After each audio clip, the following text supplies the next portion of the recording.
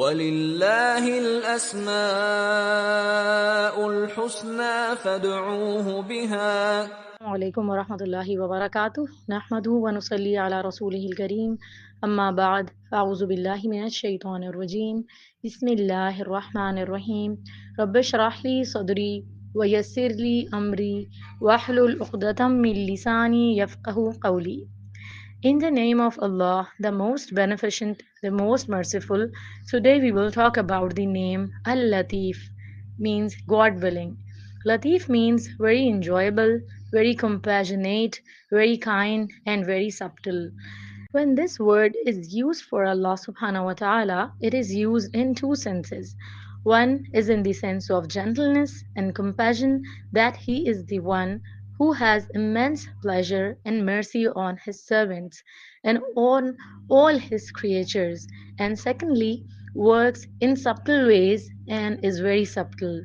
Allah examines things so minutely that even the eyes of His creatures can't see it, from where no one can imagine, towards which no one even thinks.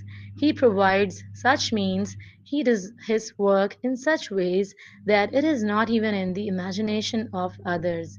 Even when he wants to help the servants, he uses such means and methods that the servants themselves cannot think about it. Then this name of Allah subhanahu wa ta'ala is found in different ways in the Holy Quran and Hadith. Surah Ashura, it comes in verse 19. Allahu latifum bi'ibadih. Allah is very gracious and kind to His slaves. He is kind with those who believe it and with those who do not believe it. But His special enjoyment will be with those who believe in Him, obedient to Him, and they are obedient servants. The Prophet ﷺ said, Allah subhanahu wa ta'ala will not cast His friends and His loved ones into the fire.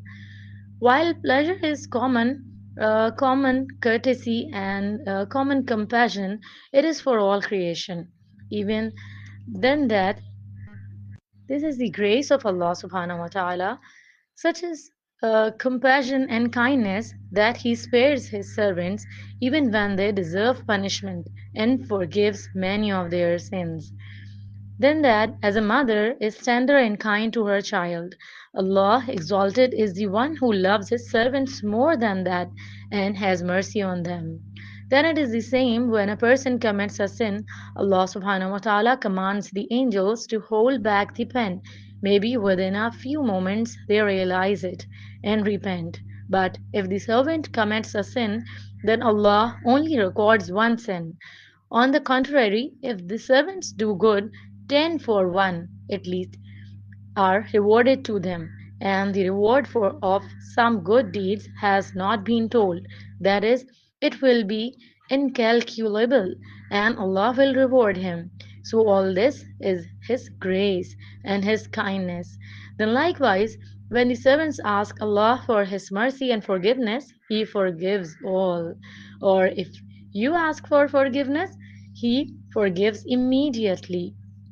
Anas bin Malik radiallahu anhu said, I heard the Messenger of Allah sallallahu alaihi wasallam said that Allah said, O son of Adam, as long as you call on me and hope in me, I will forgive you. Whatever you do, I don't care if it happens. In other words, I don't care how you have sinned and what kind of mistakes you have made. O son of Adam, if your sins reaches the edges of the sky, and still you ask for forgiveness from me, then I will forgive you. O son of Adam, if you will meet me in this state after committing a sin equal to that of the earth, if you have not committed shirk with me, then I will grant you the same amount of forgiveness. That is, Allah can forgive all sins. The need is that the servant is going to return back to his Lord. Therefore, it should never be said about anyone that Allah will never forgive him. It is His grace and mercy that He can forgive anyone for any fault. Then it is the same Allah Almighty with the most invisibility, with silence, He favors His servants.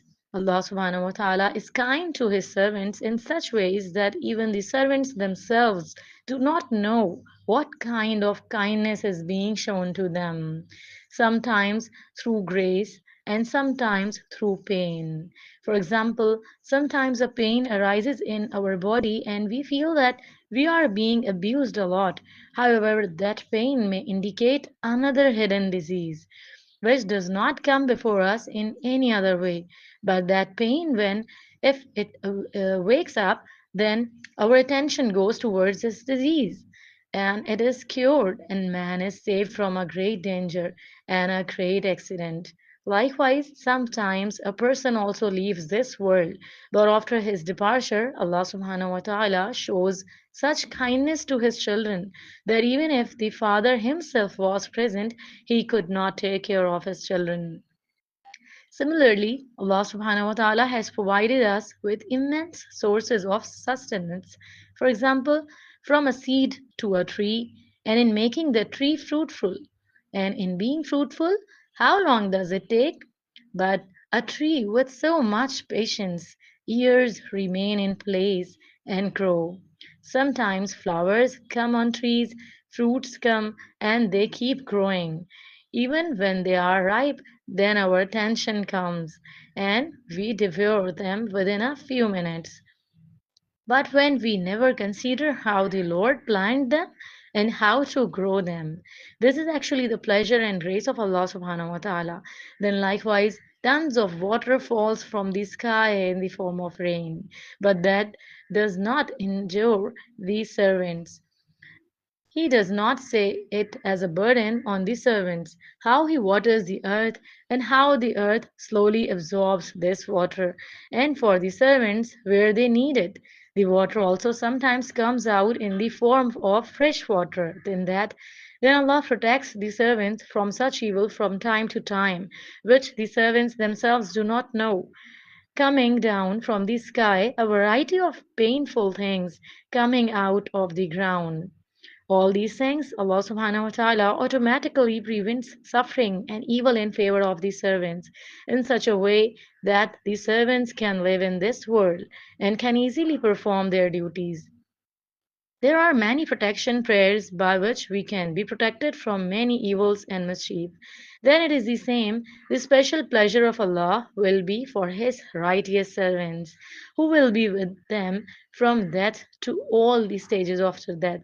Prophet ﷺ said, when a believer is about to leave this world and go on a journey to the hereafter, angels with bright faces come to him from the sky, as if their faces are like the sun. The shroud in the fragrance of heaven, that is, they sit as far as the eye can see. Then the world of death comes and sits at its head. They say, O self satisfied soul, go towards Allah's forgiveness and pleasure. Thus his soul flows out like a drop of water from a mosquito's mouth. Malakal Maut, the angel of death, catches him.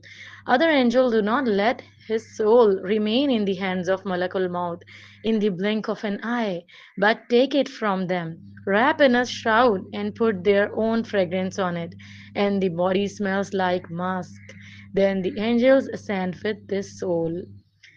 Then, in the same way, Allah will take account of His beloved servants on the day of judgment and will deal with them leniently and will cover their sins.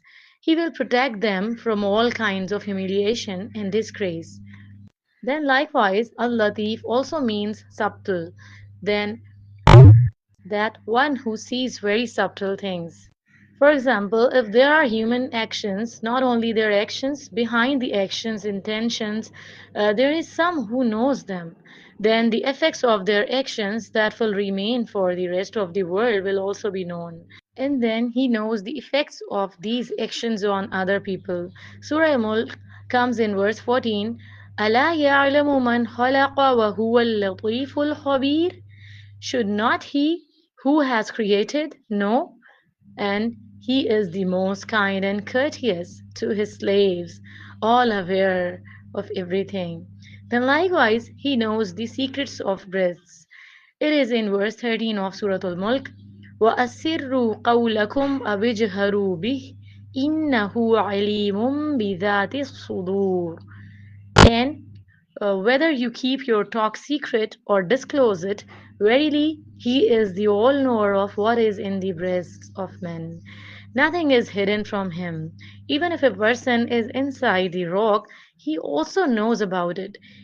Even knowing Al-Latif, there should be a change in our life, in our actions that let us know, show kindness, be kind to God's creatures, be merciful to the orphans and the poor, and make peace between those who quarrel.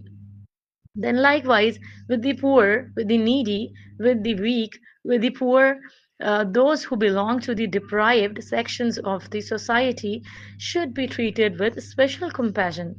Then, likewise, after being aware of the attribute of Allah subhanahu wa ta'ala, it is necessary for a person to make his conversation good and deal with people with kindness. Then, when this person realizes that Allah knows the state of hearts, He is merciful. Then the happiness and humility also increases in the prayers of a person, and the certainty, the acceptance of the prayer also increases. And man turns back to Allah subhanahu wa ta'ala with joy and the peace of soul. So we should also invoke this name of Allah subhanahu wa ta'ala, O Latif.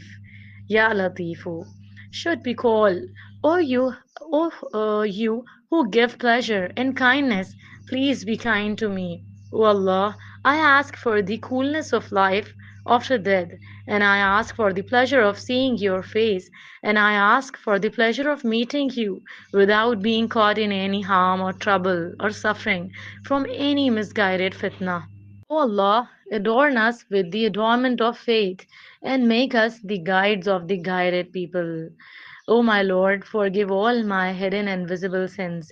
May Allah subhanahu wa ta'ala ease all our difficulties and grant us His knowledge in faith. Ameen ya Rabbal Alameen. Subhanakallahumma wa bihamdika. Ashhadu an la ilaha illa anta. Astaghfiruka wa atubu ilayk. Assalamu alaikum wa rahmatullahi wa barakatuh.